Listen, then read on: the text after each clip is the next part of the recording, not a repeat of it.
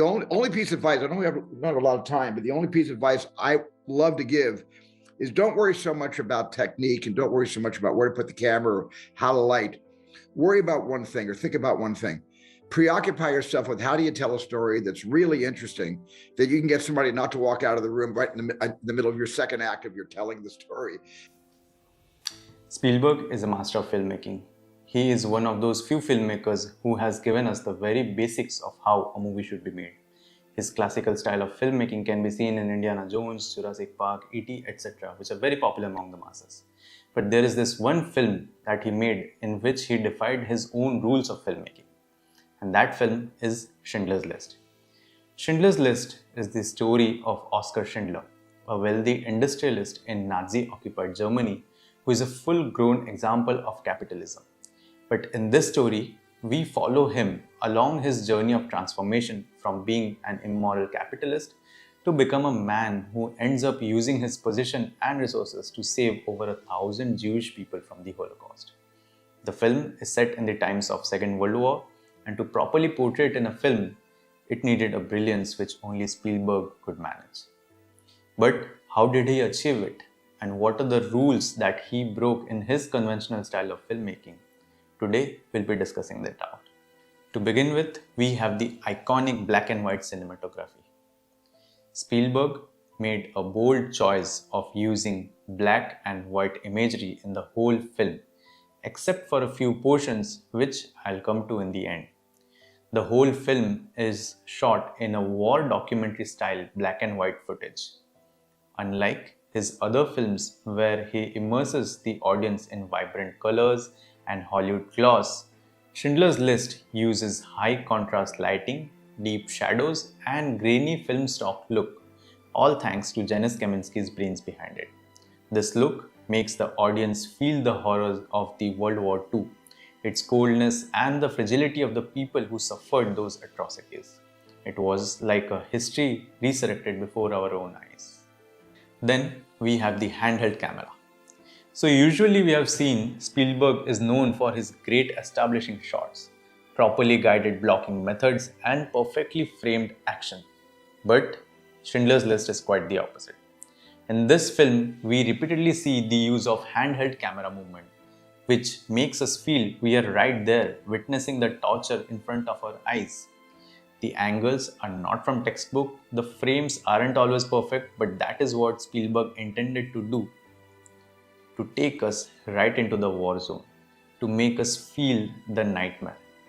However, in creating such nightmare sequences, usually it is a common trope used by filmmakers to insert some background music score, which heightens the emotions felt by the viewers. But that doesn't happen in Schindler's List. Unlike Jurassic Park or Indiana Jones, where we observe Spielberg using music to elevate tension or spice up adventure, Schindler's List just uses silence. In this film, Spielberg has refrained from keeping a background score in many of the film's harrowing moments. The gunshots are raw, the screams are wild. The terror seen in the eyes of the people isn't dramatized. One can feel it with these sounds that are kept in the scenes. And when the background score arrives, it is like you have earned it after going through all these moments. John Williams and Isaac Perlman have done a brilliant job in setting the mood of the film, giving the viewers a sense of relief in between the violence.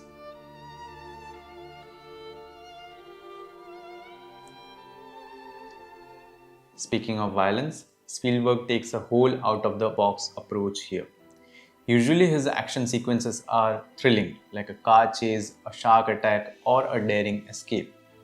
But in Schindler's List, he doesn't put us through such nail-biting sequences.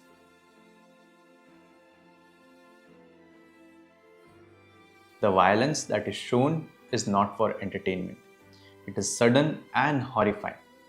For example, take this scene where the Nazi commandant Amon Goeth is randomly shooting prisoners, including kids, from his balcony. There is no dramatic build-up or tension-filled music. Just plain murder happening in broad daylight. This is Spielberg in his most raw form, letting the history speak for itself.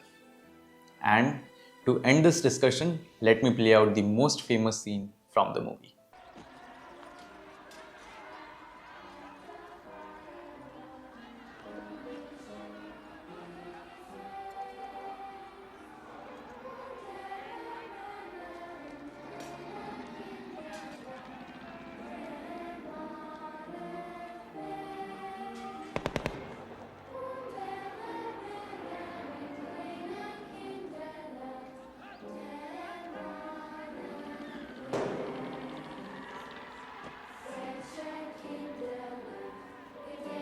Yes, we are going to talk about the selective use of color.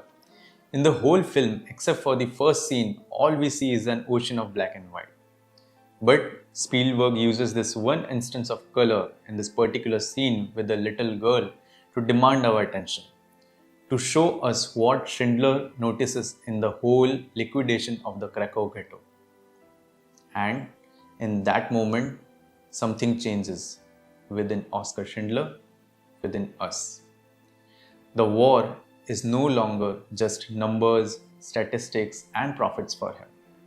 It is also about a child, a life. There have been many theories about the meaning of this scene with the girl in the red coat.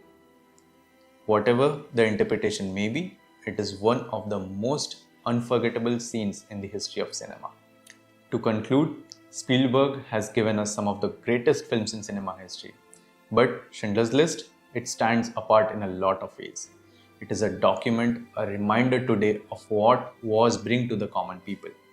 And Spielberg chose to tell this story with such raw honesty, with restraint, and with a deep respect for history and humanity. So, what do you guys think about the film? Let me know in the comments below. And if you also love cinema, arts, and pop culture, don't forget to like and subscribe. We are just at the beginning of something huge. Thank you for watching Beyond Plain Sight. Until then, see you.